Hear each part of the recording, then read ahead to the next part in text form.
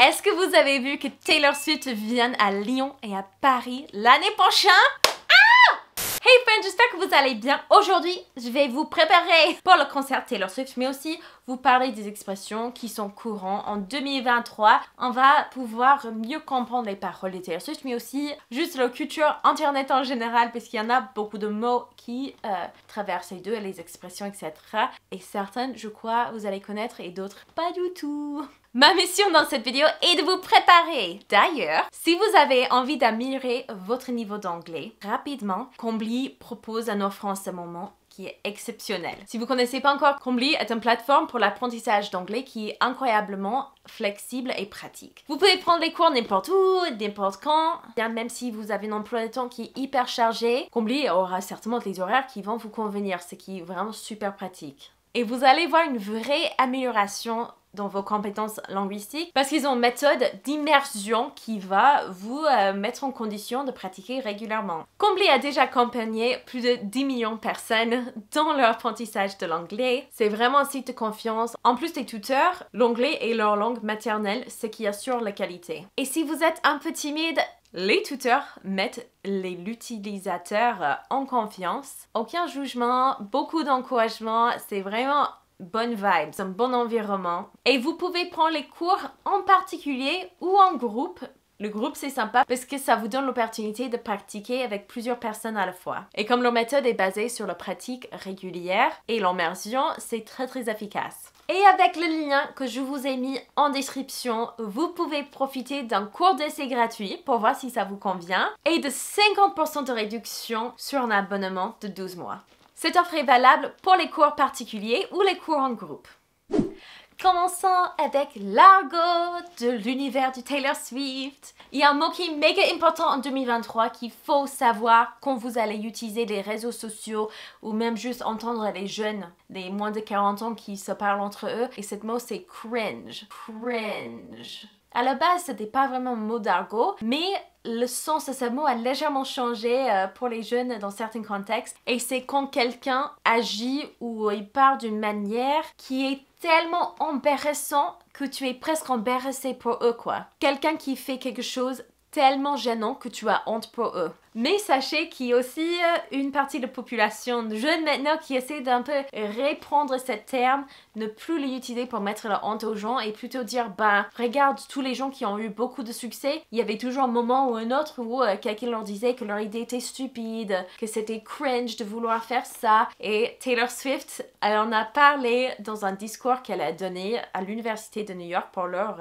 graduation, pour leur cérémonie de fin d'année, où elle en a parlé justement de le fait que bah ça ne sert à rien d'éviter à tout prix d'être cringe, d'être embarrassante, d'agir de manière que les autres ils vont être embarrassés juste en te regardant parce que bah de toute manière ce qui cringe ça change d'une année à une autre et c'est quelque chose que tu peux pas éviter dans la vie, ça fait partie de la vie. Chosen family. Chosen family, c'est une expression également de partout aux États-Unis qui est utilisée dans une chanson de Taylor Swift. Une famille choisie est composée des personnes qui ont délibérément décidé de s'accepter, de prendre soin les unes des autres, de s'aimer et de se soutenir mutuellement, indépendamment des liens du sang en fait. Stan, on en a parlé avant, mais Stan, c'est niveau supérieur au fan. Donc fan, tu aimes bien sa musique, tu aimes bien écouter, suivre un peu les actualités plus ou moins. Mais un stan, ils vont vérifier leur portable tous les matins pour voir les nouveautés, pour voir ce qui se passe. C'est quelqu'un qui est un peu plus que fanatique, quoi. Et on utilise souvent pour décrire les groupes des personnes qui aiment un chanteur ou un acteur, etc. Par exemple, avec Taylor Swift, on va dire Taylor Swift stans. Ce sont les personnes qui sont pas juste ses fans, mais les fans qui sont vraiment excessives. Dear John, Dear John. On a une expression en anglais, a Dear John letter. C'est une façon pour dire une lettre où tu vas rompre avec quelqu'un. Et ça a commencé à l'époque des guerres où si une femme ne voulait plus attendre son soldat, elle a écrivé une lettre Dear John. Et c'est aussi une chanson de Taylor Swift qu'elle va ressortir là prochainement. Du coup, c'est pas juste qu'elle voulait mettre le nom de son ancien amant dans le titre de la chanson. C'est vraiment un jeu de mots parce que Dear John, c'est vraiment une lettre de rupture. C'est le terme qu'on utilise, c'est très familier, pour parler d'une lettre où vous allez rompre avec quelqu'un. C'est un Dear John letter. Et du coup, c'était super malin de sa part. Dressed to the nines or dressed to kill. deux petites mots, expressions qui veut dire la même chose que vous allez trouver dans les chansons de Taylor Swift. Et c'est quand on s'habille d'une manière très glamour avec des vêtements super apprêtés avec l'intention de frapper en fait, avec l'intention de vraiment se faire remarquer. 5 phrases verbales. Et encore je précise, toutes ces phrases étaient prises directement des paroles de Taylor Swift ou des choses qu'elle a dit dans les entretiens. To break up with someone, c'est de mettre fin à une relation romantique. Je précise romantique parce que ma fille, quand elle avait genre 5-6 ans, si elle était fâchée avec une copine, elle voulait plus être amie avec quelqu'un, elle me disait « Ouais, je pense qu'on va... we're gonna break up. Je pense qu'on va break up maintenant. » Non, non, c'est pour les amoureux ce terme, c'est pas pour les amitiés d'un sens général, hein. To come around. To come around, ça veut dire de rendre visite chez quelqu'un. To visit someone's house. To be the butt of the joke. Butt, c'est fesse, donc être le fesse de la blague. C'est d'être le dindon de la farce. Tu es le sujet des blagues, en fait.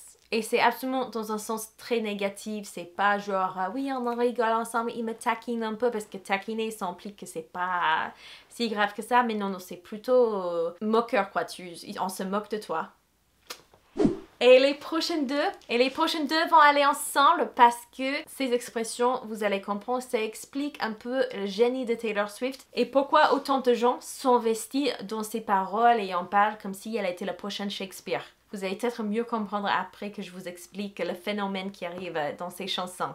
Donc la première expression, to cross your mind. To cross someone's mind. C'est si quelque chose te passe vite fait par tes pensées. Ah oui, j'y pensais l'autre jour, c'est une pensée à passant. He crossed your mind, tu as pensé à lui. Et puis on a l'expression to double cross somebody, c'est de trahir ou de doubler quelqu'un. Voilà, il y a vraiment le sens de trahison, tu as fait exprès de les manipuler ou autre. Et Taylor Swift, elle fait quelque chose dans sa musique où elle prend les expressions qui sont hyper connues, les phrases idiomatiques, etc.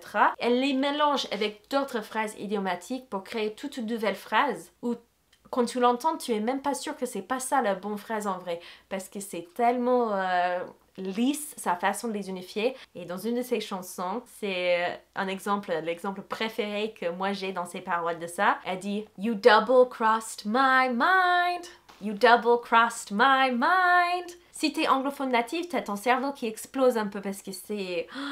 ça change du coup la définition des deux. Oh, it's great. C'est génial. Et en fait, c'est ce phénomène, cette façon de pouvoir tourner et retourner les mots et les expressions et les mélanger avec de nouveaux mots et t'as l'impression que c'est unique et spécial. C'est ça qui fait qu'autant des gens sont à fond dans la poésie de Taylor Swift parce que ses paroles, on va se dire, il y a quelques chansons qui sont très mouvementées et rigolos où les paroles sont pas très profondes ni sérieuses, mais la majorité de ces chansons sont super bien pensés avec des jeux de mots. Moi, j'en serais pas du tout capable et je peux vous l'avouer, quoi. J'ai pas honte de le dire. Les expressions, encore une des expressions préférées de Taylor Swift, qui était connue avant, mais ça avait un peu perdu de popularité avec les années, mais elle l'a fait ramener. C'est « You play stupid games, you win stupid prizes ». En gros, si quelqu'un prend de mauvaises décisions, il doit s'attendre à des conséquences négatives. J'utilise cette phrase très très souvent maintenant. Surtout si je suis énervée envers quelqu'un. Je dis, bah, you play stupid games, you win stupid prizes.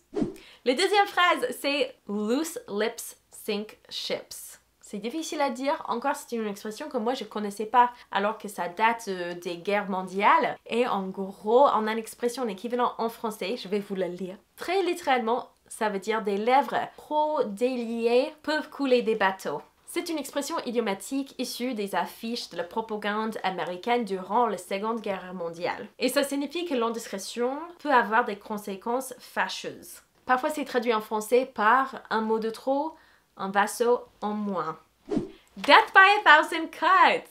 En français normand, on va dire mort à petit feu, mais l'idée c'est que tu meurs pas dans un coup, c'est plutôt en forme de torture, plutôt que ce soit accompli dans un seul coup. Par exemple, dans la chanson, elle parle d'une relation qui n'a pas fini avec un grand événement, c'était plutôt petit coupe par petit coupe par petit coupe, jusqu'à ce que, ben voilà, t'as fini, t'es mort, c'est long. A friend to all is a friend to none. Ami de chacun, ami de aucun. Ami de tous est ami de personne. Je pense que vous avez des expressions à peu près équivalentes en français ou au moins ça se comprend. Mais encore une expression très courante qui se trouve dans les paroles de Taylor Swift.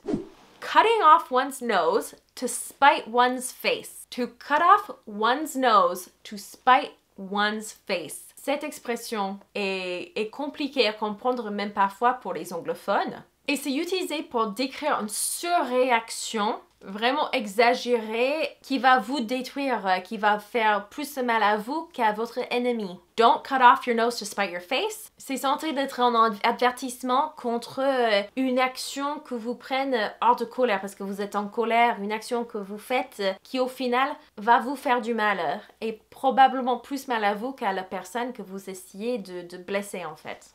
Living rent-free in my mind. Rent-free, living in my mind. C'est une expression qu'on voit de partout sur les réseaux sociaux. Ça existe également dans la chanson de Taylor Swift. Et l'idée, c'est que quelqu'un ou quelque chose s'occupe d'une tellement grande partie de tes pensées pour la journée. On dit que tu les laisses vivre là sans même payer de loyer. C'est rent-free, donc sans loyer.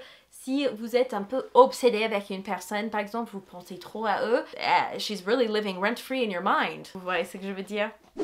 Je vous aime très très fort. N'oubliez pas, si vous aimeriez avoir une expérience beaucoup plus immersive que dans mes vidéos et vous aimeriez améliorer rapidement votre niveau d'anglais, combler à une offre exceptionnelle en ce moment, vraiment moins 50% sur un abonnement de 12 mois, c'est énorme. Et en plus, vous avez le cours d'essai gratuit. Vous m'en direz ce que vous en pensez. N'hésitez pas à m'envoyer un message privé après vos tests. J'adore toujours avoir vos retours. Je vous aime très fort et j'ai hâte de vous voir dans une autre vidéo. Ciao!